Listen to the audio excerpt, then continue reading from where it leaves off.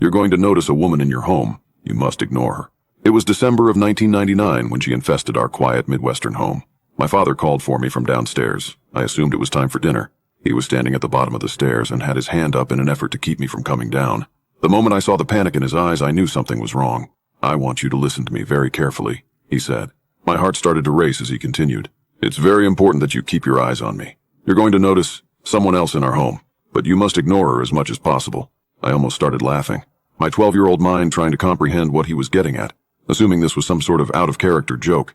Before I could respond, he continued, "She's going to whisper things, follow you, and whatever else she can to get your attention. It's going to be very difficult, son, but you must never interact with her. I promise she will leave, but only if you pretend she isn't there and try not to think about her. Promise me." There were so many things I wanted to ask him, but I was too frightened and confused. I managed to spit out, "Okay, Dad. All right, come downstairs. It's time for dinner. Hurry, I've made her stronger just by telling you. But I had to. I can't afford you looking at her by mistake, trust me. Now stay focused," he barked. I did as I was told and slowly crept down the stairs, keeping my eyes glued to my father's as he backpedaled into the kitchen. I felt the temperature drop significantly as I reached the first floor. I smelled a familiar, sickening and sour scent in the air. It reminded me of the time a raccoon died in our wall and stunk up the house for a whole week. My father and I sat down at the table at the same time. My sister was across from me. Her head hung and her eyes stared at the empty porcelain plate in front of her. My mother pulled a casserole out of the oven. Her eyes were swollen and tear-stained. I kept my focus on my family, but out of the corner of my eye I could see a blurry mess of dark, matted hair and sickly gray skin. There was no energy in the kitchen, drained of all the warmth and laughter that usually accompanied our meals. My sister grabbed my knee under the table and whispered, "Can you see her too?" I nodded. "Quiet," my father hissed. The woman walked forward with wet, crackling footsteps. The smell was nauseating. She crept towards the table, stopping directly behind my sister, only a few inches away, and rested a decrepit hand on her shoulder. She winced in fear and stared at me. I immediately put my head down. My mother served our dinner, doing her best to pretend as if everything was okay. I could see my father clutching my sister's hand underneath the glass table in an attempt to keep her from completely losing it. My sister spent the entire dinner with the skeletal hand on her shoulder.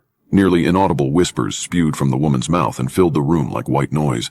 And that's how we lived for months, doing our best to live a normal life despite the ever-present unwanted guest. Even if we left the house, she was somehow able to follow us all.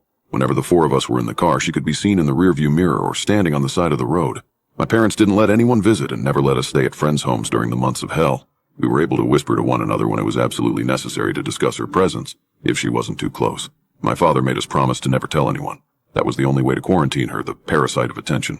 We concluded that she infected a single household at a time, unable to be seen by anyone outside the home unless their mind tainted with knowledge of her existence.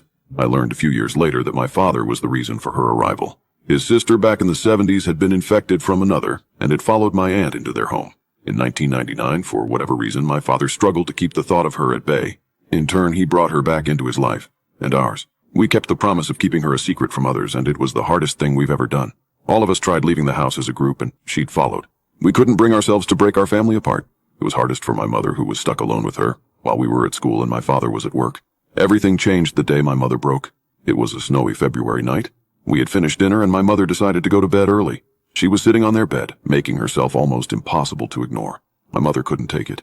I heard her screaming from the bedroom, demanding that she'd leave us alone. My father sprinted upstairs to try and stop her. That was the last I ever saw my mother. The pool of blood on the white carpet was all that remained. The woman was still there, but my mother was gone. In the following weeks, she whispered to me. She told me I could see my mother again. All I had to do was look and ask how. I never did. The reason I am telling you is because I want you to think about her. I saw her again this morning for the first time in 18 years. I cannot afford to lose my wife or children to the parasite. I need you to think about her dark hair and gray skin. Think about her in your home so that she may leave mine. You're already infected, and eventually you're going to notice a woman in your home. You must ignore her. It's for your own good. I'm so sorry.